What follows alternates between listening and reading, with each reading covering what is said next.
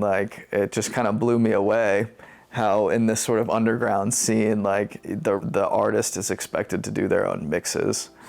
And the way that they pull them off is really good and hard to replicate as like a professional mixer, because in the underground it's not about technique, it's just about sound and pushing levels into the red and clipping stuff.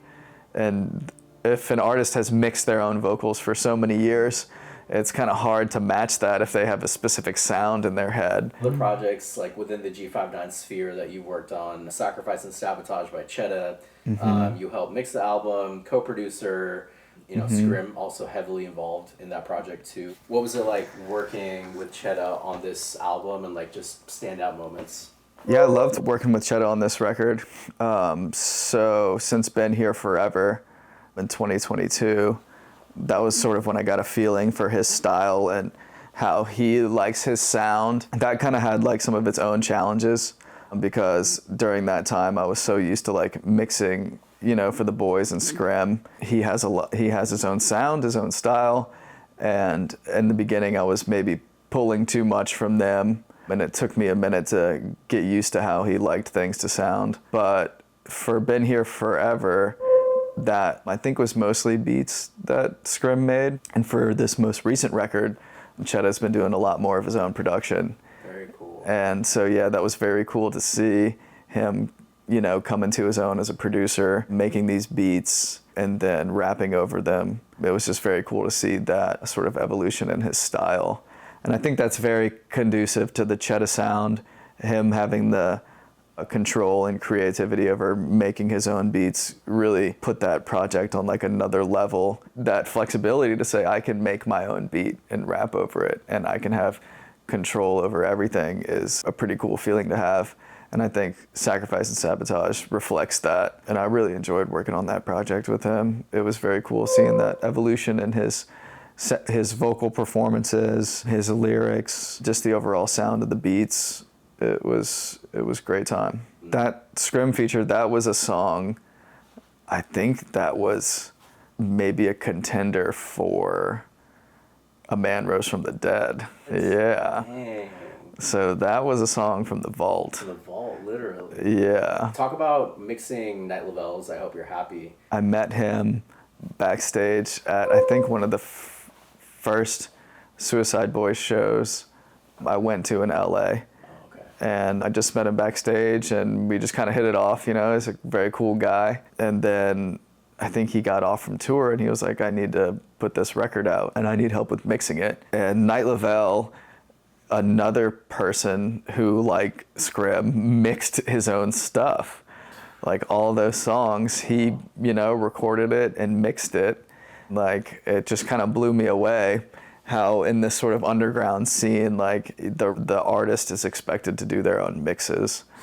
And the way that they pull them off is really good and hard to replicate as like a professional mixer, because in the underground it's not about technique, it's just about sound and pushing levels into the red and clipping stuff. And if an artist has mixed their own vocals for so many years, it's kind of hard to match that if they have a specific sound in their head. His album, when we first started out, did have sort of its own set of challenges like that. It's me getting used to his vocals, mixing them the way he liked them, while still having the freedom to elevate the sound to a level that I thought elevated it and made it better, while still keeping the feeling that he had mixed for himself all that time. He has an incredible ear for things. I started calling him the Bat just as a joke, because he had supersonic hearing for the tiniest little details. It wasn't just like stuff that didn't matter. I had never really worked with an artist like that, and that was really fun because he had these tiny little notes. It would always make the song better in some sort of way. As where other artists would just let things fly, ignore certain things that I might have messed up. He always caught it, made me do a revision. So that was really cool working with him on that, because, he really cared about his artistry and his sound, there was always something that we could do that made that project better. But as far as co-producing that project, I didn't really do anything as far as like instrumentation, because that was my first time working with him.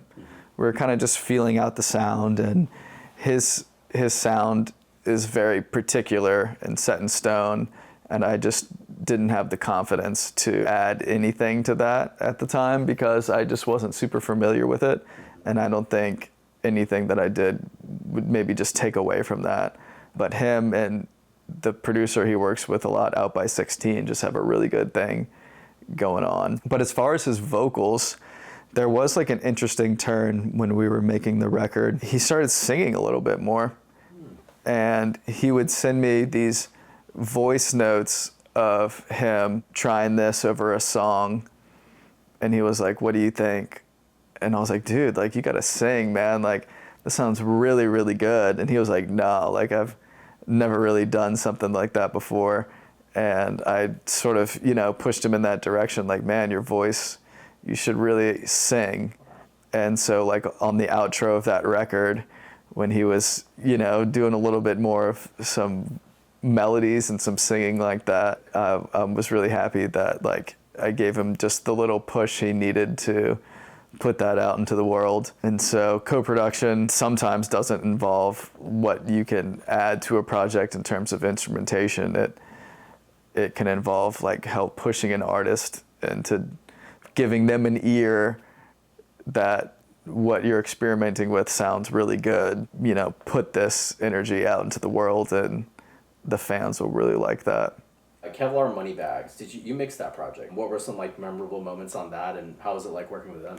I love working with them. When all three of us come together, it's just a great time. So finishing up that record was kind of a sprint. Sometimes when an EP kind of has that energy, it's a good thing, because if you kind of overproduce or overmix an EP, it can kind of take away from the rawness of it. So they recorded most of it out here, and then they brought it for me to mix, and they both came here in the studio, and we were sitting here mixing it, and if they wanted to do an ad lib or replace some line or something like that, we recorded ad libs and did stuff like that here. That was a change up for me, that EP, because most of what we do as mixers is in our own studio by ourselves, and we don't necessarily like having clients sitting behind you while you're deep in your process, either contributing or nitpicking things.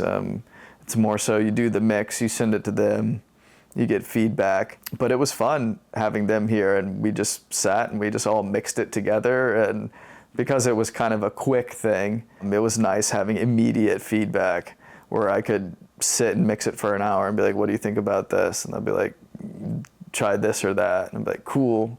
Work on it for another hour or so. Or if they heard like do something here, like put a delay here, you can just do it on the fly and right in front of them. And then once they leave and they listen to the songs like in their headphones or in the car, it's like exactly how they wanted it. And so I think there was like 1 or 2 days where we put the final touches on that record, mixed it and mastered it and sent it off, and yeah, it was ready to go.